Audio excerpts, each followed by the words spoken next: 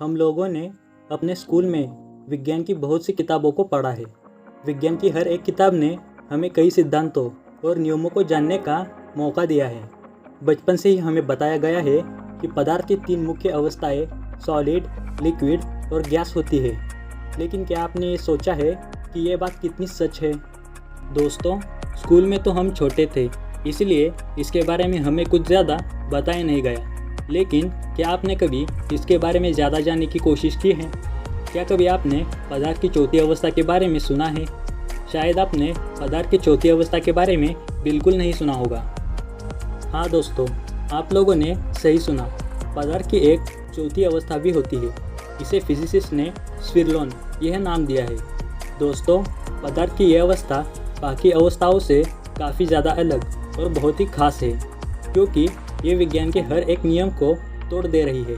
तो ये सवाल उठता है कि आखिर ये स्विर्लोन क्या है? इसमें क्या खास बातें हैं? दोस्तों, इन्हीं सवालों के जवाबों को आपके सामने पेश करने के लिए यह वीडियो बनाई गई है। तो अगर आप भी इस पदार्थ की चौथी अवस्था के बारे में जानना चाहते हो तो वीडियो को अंत तक ज़रूर देखना। आगे बढ़ने से पहले एक बहुत ही ज़रूरी बात आप लोगों को बता दूं। अगर आप साइंस, मैथ्स और दुनिया के रहस्यों के बारे में जानने में जिज्ञासा रखते हैं तो हमारे चैनल को सब्सक्राइब करके बेल आइकन ज़रूर ऑन करें, जिससे आपको हमारी वीडियोज़ अपलोड होती ही पता चले। तो फ्रेंड्स, चलिए वीडियो शुरू करते हैं।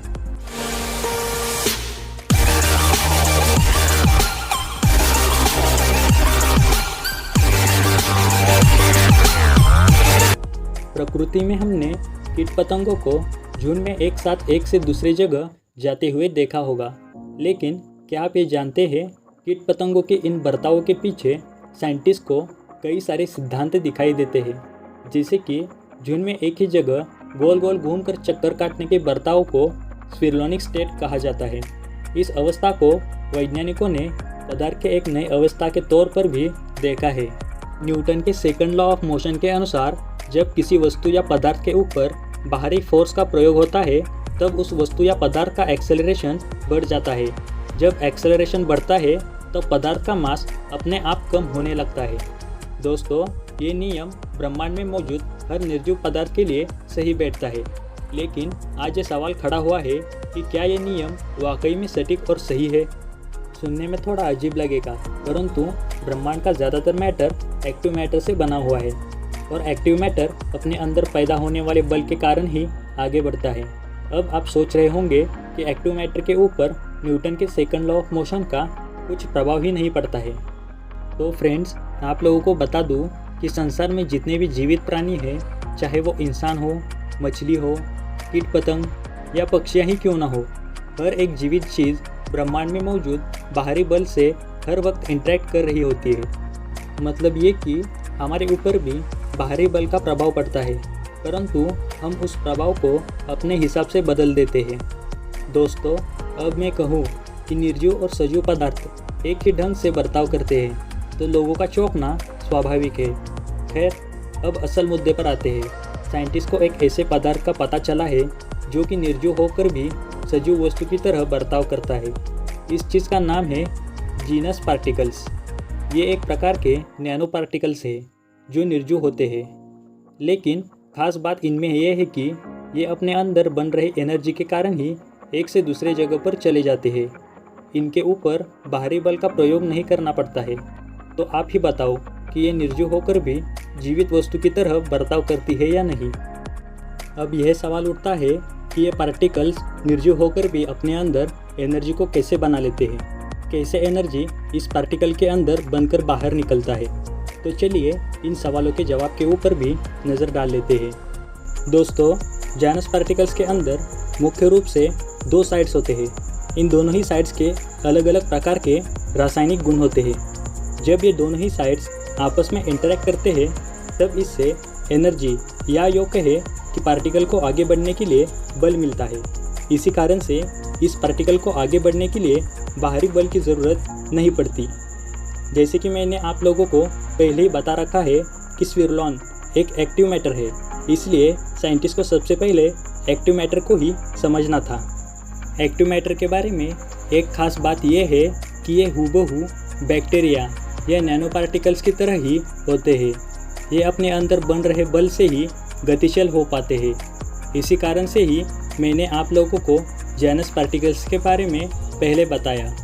हालांकि एक्टिव मैटर बाहरी बल के साथ इंटरेक्ट उतना नहीं कर पाती जितना कि एक बैक्टीरिया कर पाती है। एक्टिव मैटर पैसिव मैटर से काफ़ी ज़्यादा अलग तरीके से बर्ताव करते हैं। पैसिव मैटर की तरह ये पदार्थ के 3 हुई अवस्था में एक साथ नहीं रह सकता, यानी एक ही समय पर ये पूरी तरीके से सिर्फ गैस या ठोस या तरल पदार्थ होकर ही रह सकता है। इसके विपरीत पैसिव मैटर जैसे पानी, गैस या सॉलिड होकर भी तरल पदार्थ का गुण दिखाता है। इसलिए साइंटिस्ट को एक्टिव मैटर ने काफ़ी ज़्यादा चौंक दिया है।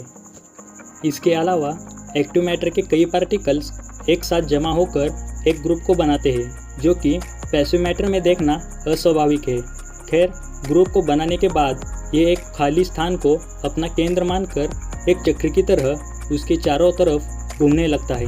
एक पदार्थ का ऐसा बर्ताव शायद ही कभी आपने सुना होगा, क्योंकि ज़्यादातर पदार्थ इतने सक्रिय ही नहीं होते कि वो इस तरह का कोई बर्ताव दिखा पाए। एक्टिव मैटर के इसी घूमने के गुण के कारण इसका नाम स्विर्लोन रखा गया। खैर, आपको जानकर हैरानी होगी कि इस तरह का बर्ताव सार्डिन मछलियाँ भी दिखाती हैं। इसके अलावा एक अजीब सी बात ये भी है कि जब कोई पदार्थ स्विर्लोनिक स्टेट में होता है तब वो न्यूटन के सेकंड लॉ ऑफ मोशन को तोड़ देता है। जी हाँ, आपने बिल्कुल सही सुना। स्विर्लोनिक अवस्था में आने के बाद एक पदार्थ असाधारण होकर अजीबोगरीब हरकतें करने लगता है। स्विर्लोनिक अवस्था में जब पदार्थ के ऊपर बाहरी फोर्स का प्रयोग किया जाता है तब उसका एक्सेलरेशन बढ़ता ही नहीं, यानी ये सीधे सीधे न्यूटन के सेकंड लॉ ऑफ मोशन को ही अमान्य कर रहा है। ये बाहरी बल का प्रयोग किए जाने के बाद भी कांस्टेंट गति से गतिशील रहता है। थोड़ा सा भी बदलाव इसके अंदर देखने को नहीं मिलता है। दोस्तों, ये बात काफ़ी ज़्यादा दुर्लभ है, क्योंकि इस तरह की बातों को जानना कोई आसान बात नहीं। इसके लिए साइंटिस्ट को काफ़ी ज़्यादा मेहनत करनी पड़ती है। आशा करता हूँ कि आप स्विर्लोन स्टेट के बारे में काफ़ी कुछ जान चुके होंगे। तो दोस्तों, मिलते हैं और एक नई मज़ेदार वीडियो में। तब तक के लिए अलविदा।